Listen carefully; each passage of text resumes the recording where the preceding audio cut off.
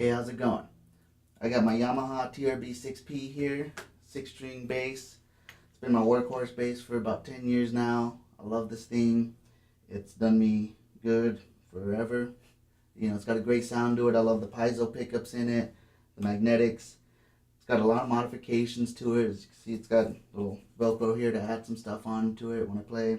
But the biggest and the most recent thing was Bluetooth. I added Bluetooth to it. A lot of people ask me why. Reason was because I needed it.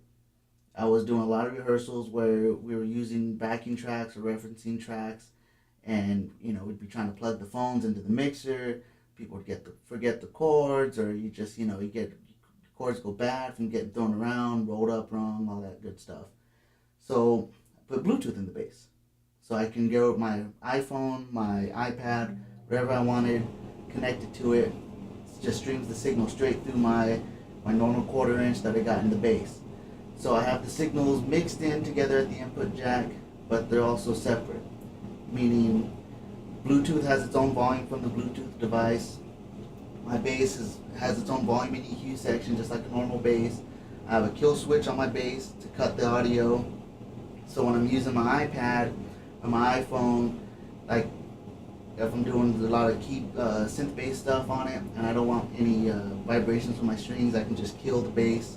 I don't have to, worry about changing my volume or anything like that. Just kill the bass, do everything off Bluetooth, and then turn the bass back on when I need it. So this is just basic kill switch. Real simple. The controls for the Bluetooth, all I have on the bass are an on-off switch. So it's just a momentary switch you have to push and hold down to turn the Bluetooth on and off. The reason I did it where you had to push and hold was to make sure you don't accidentally turn it on when you're playing. If you're really digging at it, you don't want to turn on Bluetooth in the middle of it because it makes a sound. Push and hold. There's the sound that the Bluetooth is active. Then once you connect to the Bluetooth, it makes that sound. And you definitely don't want that going on in the middle of a gig when you don't need it to be happening. I usually turn it on either before the gig, or if I'm in the middle of a set, I just mute my amp, turn it on, do it that way. So let me go through it. It shows up as a regular Bluetooth device right there, showing up as NAB 200 or 4002, that's what it shows up as. If I go to, I mostly use Animoog. I use Sample Tank, GarageBand. I've used Launchpad. Any app you have on your iPad or iPhone should be able to stream Bluetooth audio. So I've never had any problems with anything so far. I keep the signals pretty even. It's really easy to control. If I need more, have too much, I just turn it down on the iPad. The last song I was using it for, that Iggy Azalea tune, it's got such a cool bass line, but if you do it on the bass,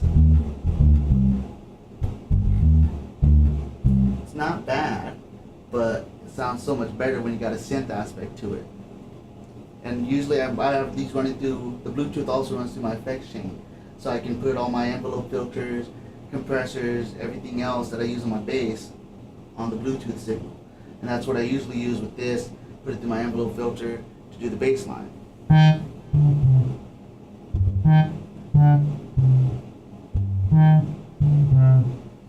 And as you can see, there's not a lot of latency. I've never had anything where there's any issues with it.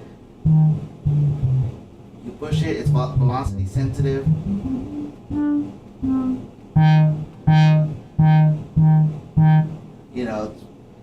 Animoog is a great app. You can really dial in some bass sounds on it, but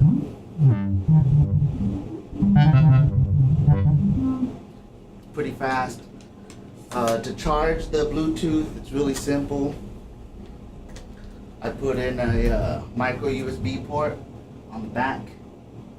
It takes about 20 to 30 minutes to give it a full charge, the lithium-ion battery. The charge lasts me about a week with normal use. An hour here, 20 minutes there, 30 minutes there. I usually only have to charge it an hour charge it once a week. The only thing I have left to do is I'm just going to reroute the indication LEDs, so I know when it's charging, when the battery's low, when the connection is when it's connected, when it's on, stuff like that, just so I have visual as well as audio confirmation. But it comes in handy, especially at rehearsals, or if you're doing your practice routine and you want to have a metronome, but you don't want to have it just clicking off to the side. For me, I like having all my signal come out of the same source. It makes it a little easier for me.